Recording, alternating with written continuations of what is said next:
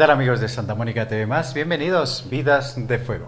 Ya está con nosotros el padre José Estevas para contarnos una historia más, una historia apasionante y que tiene que ver con el patrón de nuestra provincia, Santo Tomás de Villanueva. ¿Qué tal está, padre José? Buenos días, bienvenido. Buenos días, padre Nicolás. Aquí estamos para contarle la historia de un gran santo agustino, limosnero, preocupado de los pobres, intelectual y que está promovido para ser reconocido doctor de la Iglesia. Nada menos, doctor de la Iglesia y además pariente suyo. ¿Sabía usted este dato, Tomás García Martínez, José Estevas Martínez? ¿Qué le Tenemos parece? el mismo apellido que por parte materno, ¿no? Sí. Martínez, Santo Tomás de Villanueva, ¿no? Un Así santo es. maravilloso. Se le dice de Villanueva, pero no obstante, no nació en Villanueva de los Infantes, ¿no? Nació en Fuenllana, precisamente en el pueblo de los abuelos, en el Reino de Toledo, porque en Villanueva de los Infantes, donde vivían sus padres, ocurrió una peste y entonces su madre y su padre fueron a darle a luz justamente al pueblo de sus abuelos, Fuenllana. O sea que ¿verdad? nació en Fuenllana, aunque luego su vida transcurriría de niño, de joven, en Villanueva de los Infantes, del cual tomaría su nombre, ¿no? Santo Tomás de Villanueva. Tomás de Villanueva, Santo Tomás de Villanueva. Cuéntenos cómo era de pequeño, porque siempre me quedo yo con esa anécdota que era de familia pudiente, ricachón él. No obstante andaba descalzo y a veces casi sin ropa, por Sí. una sencilla razón, era muy generoso. Muy generoso, pero lo había aprendido en su padre Tomás, que como dices tenía posesiones, tenía molino, etcétera, y entonces a la gente le animaban, le daba, por ejemplo, semillas para que ellos superaran la pobreza, o sea, una forma muy buena el papá mira, qué de actual, promover, qué actual, sí. que luego él lo retomaría también, esta promoción humana. Siendo Luego también su madre, una santa, ella dice que recibió dones espirituales, era casi mística y muy trabajadora, hacía los trajes de todos sus empleados, como dice la Biblia, y daba todo a los pobres, o sea, dedicada totalmente a la caridad. De ahí aprendió Tomás desde niño su generosidad. Como dices, cuando iba a la escuela, iba con su vestidito, porque era bien Con su de familia bien, sus botas, y venía casi prácticamente desnudo, porque se había encontrado descalzo. Descalzo, y en el frío que hacía allá, había encontrado a algún niño pobre que estaba helándose de frío, él se quitaba la ropa, le daba todo, y quizás le pedía prestado al pobre lo que llevaba él para llegar a esta casa, ¿no? Se lo ponía, ¿no? Y la madre, hijo mío, ¿qué te ha pasado? Nada, es que me encontré con una persona que necesitaba más que yo. Eso. Pobrecita. Una vez dice que llegó un pobre a casa y fue al corral a ver qué encontraba y encontró una gallina que estaba culeca. Pues le dio con todo. Dice, pero bueno, pero si se ha que llevado todo.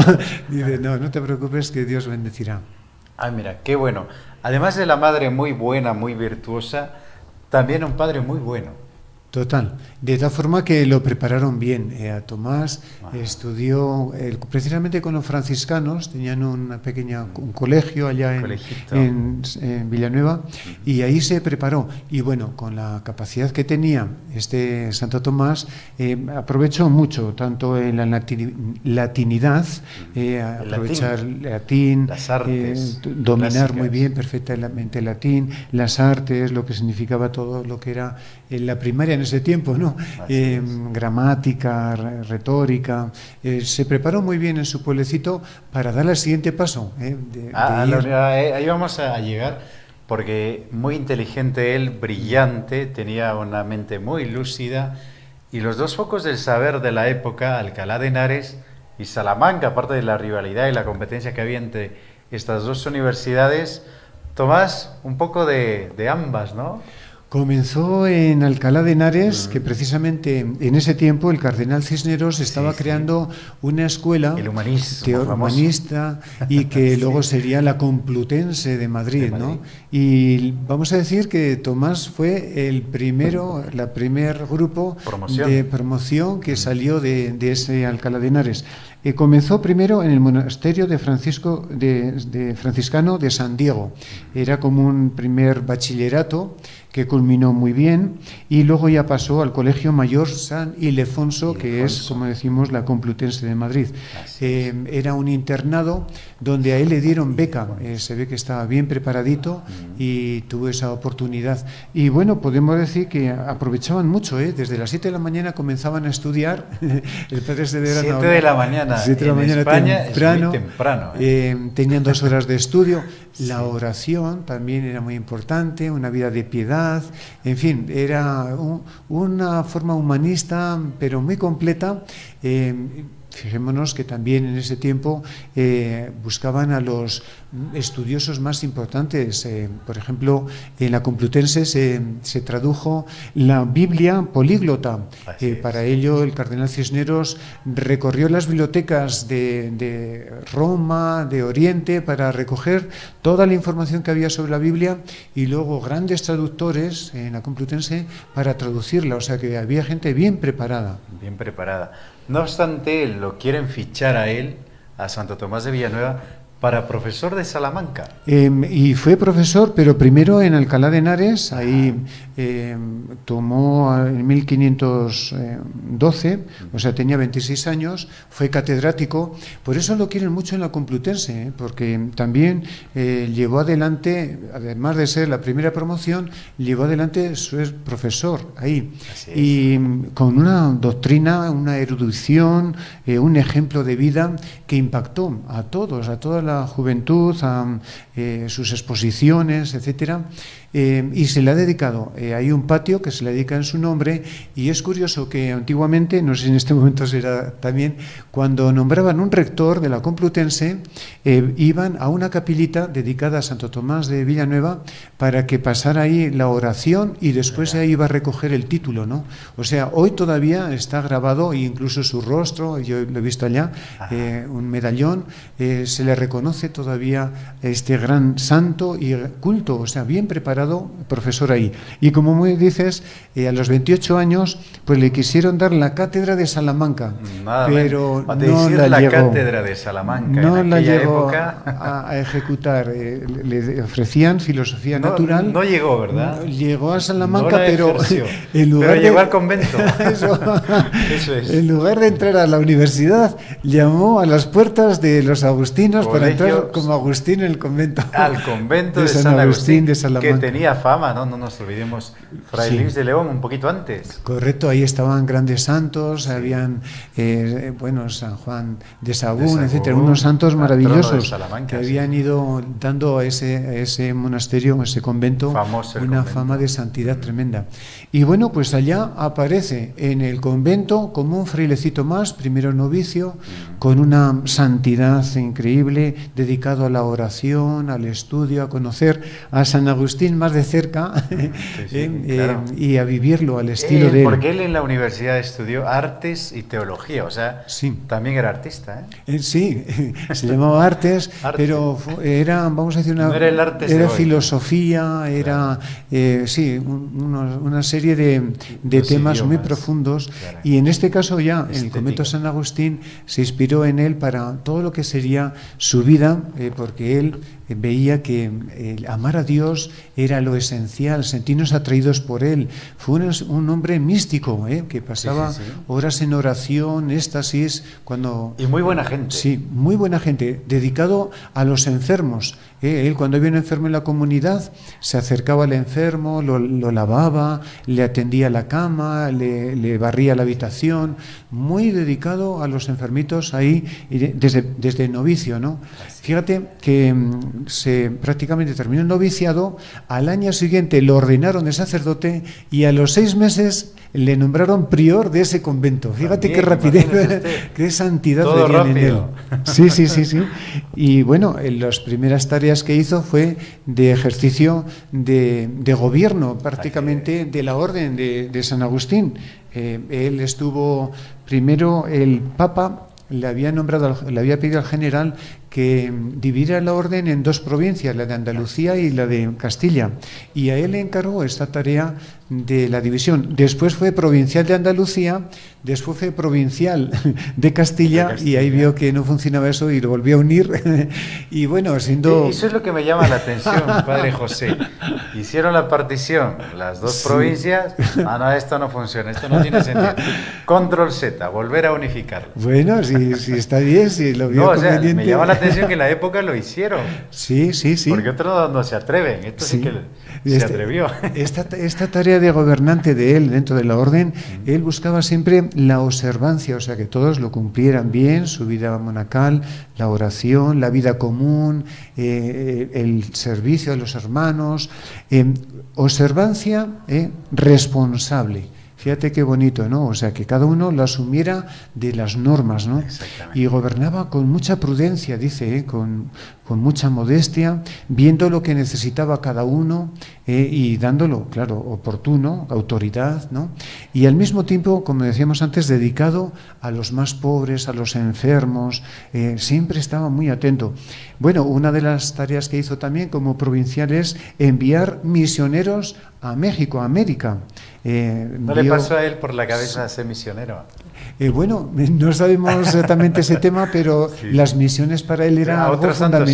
Sí, ¿no? A otros santos agustinos, sí. Sí, hubiera venido, me imagino, pero envió en 2 etapas, primero 6 y después 12 a México, y así realizó. Bueno, su fama de santidad ya era tan lógica, tan grande, salía del convento, que el emperador lo propuso para que fuera obispo de Granada. Es que es verdad. Sí. Y además fue consejero sí, y confesor del rey, del emperador Carlos V. Carlos I de España, Carlos V de ¿Cómo lo Alemania, tenía, no? Fíjate el detalle, que estaba preparando un día la predicación y se acercó a saludarlo el emperador y le mandó un mensaje con otro diciendo, mire, si quiere que predique bien, entonces me tengo que quedar en la celda, y si quiere que le atienda usted, no voy a preparar bien la predicación, así que lo siento. Y no lo recibió, y el emperador lo aceptó con muy buen grado, ¿no? De que se preparara bien, porque una de las tareas que ejerció también, tanto en Salamanca como cuando era sacerdote, vamos a decir ya, y ejerció como agustino, era la predicación. El detalle curioso... La gente se quedaba embelesada. Embelesada. Mira, dicen algunos, no sé si Quevedo, que escribió la vida de él, sí, que Salamanca más bien parecía un convento, todo el toda mundo. La ciudad. Cuando él predicaba, sobre todo los sermones de Cuaresma, dice que había oleadas de gente por las calles que iban a escuchar al santo, ¿no? Y regresaban convencidos, arrepentidos. Dice que muchos ingresaron a los monasterios de tal forma que los conventos de distintas congregaciones se llenaron en todo Castilla en esa época. Estudiantes convertidos, y la gente también, negociantes, cambiaron su vida, daban a los pobres. Era increíble. Bueno, también el detalle curioso, una vez predicando en Burgos, tomó el Cristo y fue a enseñarles, mira, este es el que quiero presentar, y se quedó extasiado mirando al Cristo un cuarto de hora ahí, porque, y como él rescatará, cuando se han recogido sus escritos, sus sermones, que la vida profunda del que predica debe manifestar lo que vive en su interior, ¿no? Y él, la oración es donde recibía todo lo que luego él predicaba, ¿no? Y así es como convencía a todos, pero de una forma increíble, ¿no? Así es, Santo Tomás de Villanueva, el limosnero de Dios. Pero de pronto ya el Papa, el Rey, ya le tenían los ojos puestos encima y decían, para obispo. Hemos dicho que había renunciado a ser obispo de Granada. ¿Quién lo quería? Y al final el mismo, el padre provincial le dijo, mira, tienes que ser obispo sí o sí. Y entonces, por obediencia, aceptó ser obispo de Valencia, ¿no? Le propusieron ser obispo. Lo curioso... Y es en Valencia precisamente donde se le conocerá mejor, ¿no?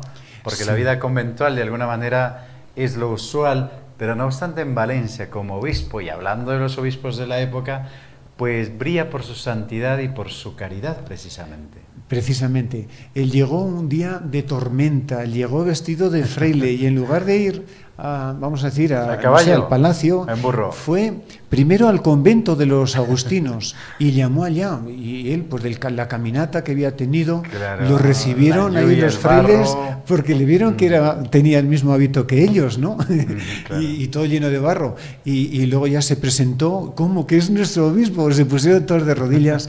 Antes de acoger el gobierno, estuvo una semana de ejercicios espirituales ahí en la casa de los frailes, de los agustinos, y después, como dices, entró en un burrito a Valencia, indicando la humildad con que recibía ese cargo, ¿no? Y el detalle bonito, el cabildo le ofreció, no sé si 4.000 o bueno, un buen monto de dinero para él, para sus útiles, para sus quehaceres, su ajuar, y él inmediatamente lo regaló al hospital que había sido incendiado hace poquito, y él lo dio todo y dijo, mira, eso es lo que más me alegra, que tanto los enfermos, tanto las autoridades como yo, que se beneficien de este dinero, los pobres, los enfermos y todos, ¿no? Así comenzó. Qué bonito, bonito detalle, y además todo para los pobres. Una reforma prácticamente de aquella diócesis. La caridad era el emblema de Tomás de Villanueva, y además el detalle bonito para ir terminando, cerrando esta historia, Padre José, que lo dio todo a los pobres, tanto así que su cama de moribundo también ya tenía dueño. Mira, era una vida dedicada completamente a los pobres, daba dinero a las familias. Algunos le decían, oye, pero si das dinero igual lo emplea mal. Dicen, yo lo doy, ellos sabrán delante de Dios cómo lo utilizan, ¿no? Claro. Pero no solamente daba, sino era para promoverlos, para oficios, para que se superaran. Un detalle muy bonito, creó como una especie de cuna.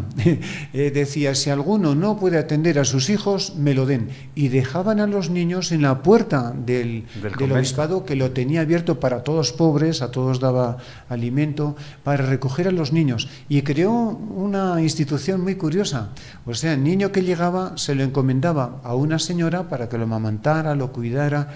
Al mes le decía que regresara a ver cómo iba el niñito, si había engordado o no había engordado, si necesitaba más, porque él pagaba el sustento de ese niño, le pagaba la señora. Cada mes tenía que acudir ahí. Y fíjate, cuando murió él, tenía un dinero en casa, ¿no? Y la Virgen le había dicho, dentro de un tiempito vas a fallecer. Y entonces no sabía cómo deshacerse de ese dinero. Bueno, y entonces le entregó a estas señoras que tenían los niños para que durante 2 años o más podían seguir atendiendo a estos niños, ¿no? Después de su muerte. Y como dices muy bien, el detalle de la cama. La misma cama la donó y le pidió prestada al que le había donado, diciendo, mira, hasta que muera me la prestas, después ya te la puedes llevar, ¿no? Una figura muy bonita, poco conocida aquí en Perú, aquí en nuestra región. No obstante, hay que contar que estamos bajo la protección de este santo a través de la provincia Santo Tomás de Villanueva. Padre José, nos ha encantado esta historia. Gracias, y que Santo Tomás de Villanueva nos enseña a ser también como él, limosneros de los demás, de Dios. Mis queridos amigos, que les haya gustado la vida de Santo Tomás de Villanueva. Gracias por estar con nosotros, y será hasta el próximo miércoles en Historias para Contar. Que estén bien, que tengan un día feliz. Adiós.